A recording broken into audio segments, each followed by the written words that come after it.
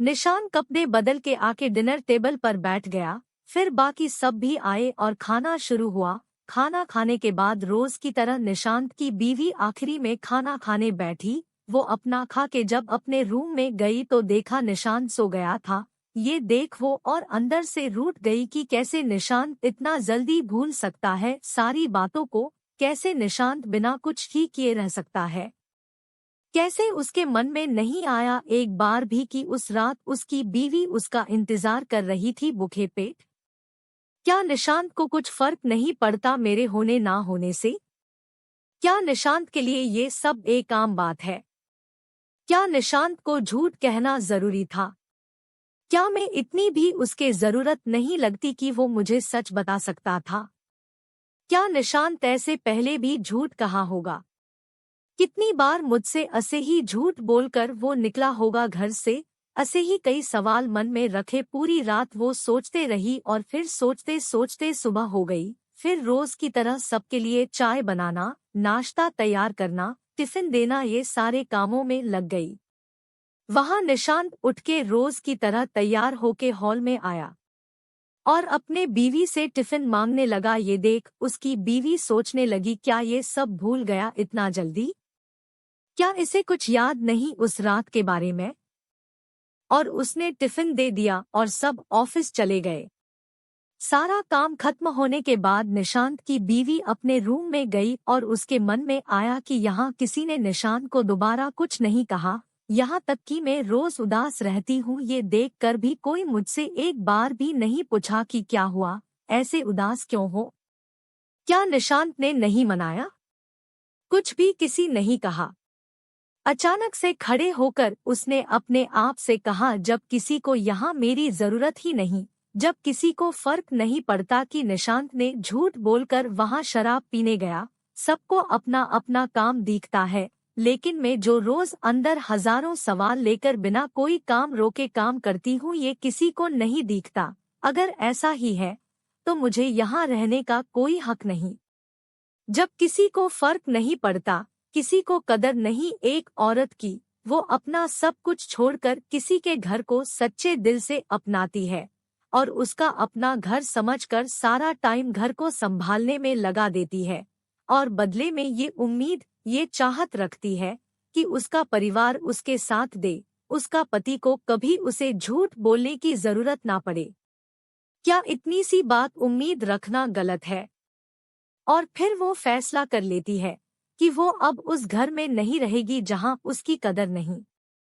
ये सोच वो अपना सामान पैक करना शुरू कर देती है और फिर वो सारा सामान लेके हॉल में आती है। ये देख निशांत की माँ हैरान हो जाती है और वो उससे पूछते हुए क्या हुआ बहू, सब ठीक है ना? ये सब सामान लेके कहाँ जा रही हो? निशांत की बीवी कहते हुए मुझे यहाँ ठीक नहीं लग रहा, मैं कुछ दिनों के लिए अपने माँ पापा के घर जा रही हूँ। ये सुन निशांत की माँ घबरा गई, लेकिन जैसे वो और कुछ कह पाती तब तक निशांत की बीवी वहां से चले गई। ये देख निशांत की माँ ने तुरंत निशांत को कॉल लगाया और उसे सारी बातें बताई। ये सुन निशांत को थोड़ा समझ आ गया कि उस दिन की बात को लेकर अभी तक वो नाराज है। उसने माँ को कहा आप टेंशन मत लो, वो ऐसे ही मिलने गई होगी, शाम को आते वक्त में उसे लेके घर आ जाऊंगा। ये सुन निशांत ने कॉल रख दिया और अपने कामों में लग गया।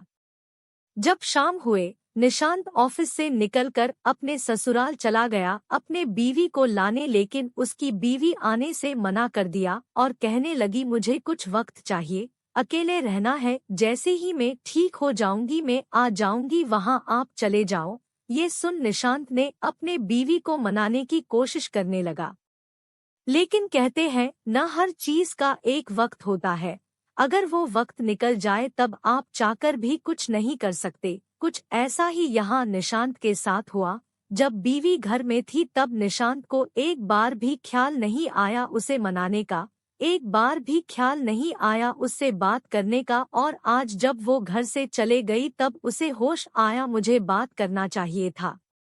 बहुत बनाने के बाद जब वो नहीं मानी तब निशांत ने बीवी से पूछा तुम किस बात को लेकर नाराज हो? मैं शराब पिया इसलिए न, अगली बार से मैं नहीं पीऊंगा शराब, आप माफ कर दो और चलो घर। ये सुन बीवी ने कहा, नहीं, मुझे इस बात का इतना बुरा नहीं लगा कि आपने शराब पिया, मुझे उस बात का बुरा लगा कि आपने मुझसे झूठ कहा। आपने मुझसे झूठ कहकर घर से गए, एक बार भी आपको मेरा ख्याल नहीं आया। ना जाने आप पहले भी कितना झूठ बोले होंगे या आगे कितना बोलेंगे। ये सुन निशांत को गुस्सा आया और उसने कहा, तुम बस एक झूठ को लेकर इतना बड़ा हंगामा कर रही हो। एक झूठ ही तो था और कौन सा, मैं किसी लड़की के साथ था। पूरी रात जो ऐसे बोल रहे हो, आखिरी बार कह रहा हूँ चलो घर। मेरे पास इतना वक्त नहीं है कि बार बार यहाँ आके तुम्हें समझाते रहूं। ये सुन बीवी ने सीधा कहा, आप जा सकते हो, मैंने आपको नहीं रोका है, खाना बना है, खा के जाना। ये सुन गुस्से से वहां से निकल गया बिना खाए। ये देख बीवी रोने लगी।